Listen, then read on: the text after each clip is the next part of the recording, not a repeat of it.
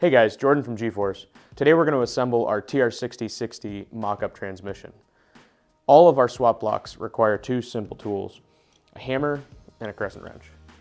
Let's get started. When you open your TR6060 transmission swap block, you'll see the following 12 components. Using our patent-pending tab and slot fastening technique and laser-etched letters, you can assemble your mock-up transmission with ease, using just a crescent wrench and a hammer. Start by locating the large plate that resembles a bell housing face and the three long and narrow bell housing contour plates. Match each tab with its corresponding slot using the laser-etched letters. Bend each tab over in the same direction as the bent flanges using a crescent wrench to get them started and a hammer to pound them flat. This will pull the plates together and create a rigid structure. Next, take the plate with a single round hole and align and install on the top of the tabs of the three bell housing contour plates. Note that the laser etching on the horizontal plates is always facing upward.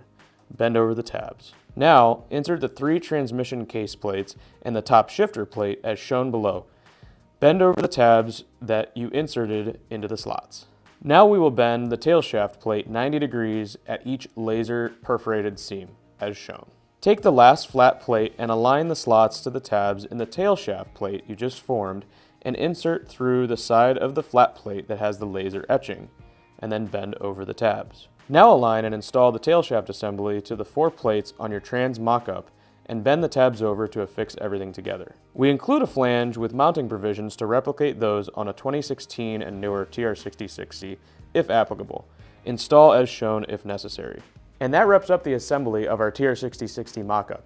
If you want to find out more about our swap blocks, check us out at crossmembers.com. Thanks for watching.